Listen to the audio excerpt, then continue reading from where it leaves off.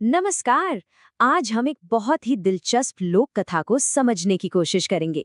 एक ऐसा गीत जो सदियों से चली आ रही एक परंपरा की कहानी सुनाता है। तो सवाल ये उठता है कि घर का एक मामूली सा नियम आखिर सदियों तक कैसे चलता आया। मतलब क्या वजह है कि कुछ रीतियां इतने गहरे विश्वास के साथ आज भी मानी जाती हैं। ये गीत ना एक बहुत ही सीधी और व्यक्तिगत सलाह से शुरू होता है, और यही सलाह उन मान्यताओं की नींव रखती है जिनका पालन आज तक होता आ रहा है। तो चलिए इस व्रत के पीछे की परतों को एक एक करके खोलते हैं और इसके पीछे छिपे असल मतलब को समझने की कोशिश करते हैं।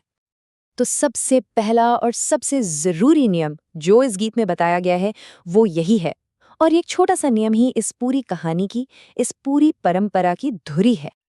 अच्छा, तो अब बात करते हैं पहले कारण की, जो हमें ज्योतिष की दुनिया में यानी कि सितारों और ग्रहों की दुनिया में ले जाता है।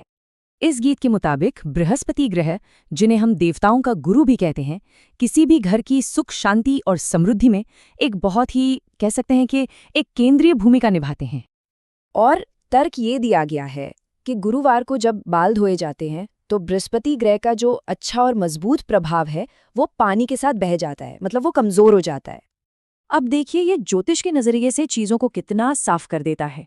एक तरफ है मजबूत गुरु जो पति के लिए सुख समृद्धि सब कुछ लेकर आता है, और दूसरी तरफ है कमजोर गुरु जिससे घर में मुश्किलें, कलह और पति के जीवन में परेशानियां आती हैं। लेकिन ये गीत सिर्फ ज्योतिष पर ही नहीं रुकता। अपनी बात को और अच्छे से समझाने के लिए ये एक बड़ी ही दिलचस्प कहानी भी सुनाता है। कहानी है एक अमीर रानी की जो अपने घमंड में इतनी चूर थी कि वो इस परंपरा को मानने से साफ इनकार कर देती थी।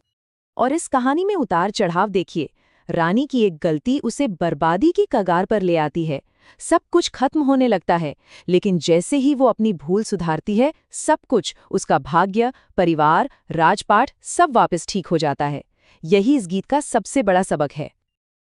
लेकिन ये परंपरा सिर्फ बाल धोने तक ही सीमित नहीं है, बल्कि इस दिन के लिए और भी कई नियम बताए गए हैं। हाँ, तो गीत में और भी कई काम बताए गए हैं जिनसे उस दिन बचना चाहिए, जैसे कपड़े धोना, घर में पोछा लगाना, जाले साफ करना या फिर बाल कटवाना। कुल मिलाकर ये दिन थोड़ा संयम बरतने का है। लेकिन इन सभी नियमों को बताने के बाद ये गीत एक बहुत ही दिलचस्प मोड़ लेता है। ये हमें एक बिल्कुल अलग नजरिए से सोचने पर मजबूर करता है। और ये बात बहुत ही कमाल की है कि इस धार्मिक नियम के पीछे एक सामाजिक, एक प्रैक्टिकल कारण भी छिपा है।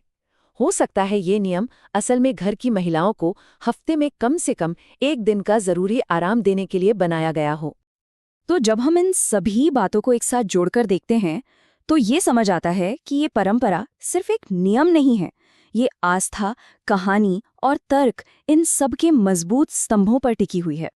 तो मतलब इस एक नियम को सही ठहराने के लिए हर तरह का सहारा लिया गया है, ज्योतिष का भी, कहानी का भी, एक सामाजिक तर्क का भी और आध्यात्म का भी। हर परत का अपना एक मतलब है। और आखिर में यह गीत इसी नतीजे पर पहुंचता है कि किसी भी परंपरा की असली शक्ति उस विश्वास में होती है जो लोग उसमें रखते हैं। और बस यहीं पर हमारे लिए एक सवाल रह जाता है कि किसी भी परंपरा में वो कौन सी बारीक सी रेखा है जहां आस्था खत्म होती है और रोजमर्रा की जिंदगी की व्यावहारिकता शुरू हो जाती है।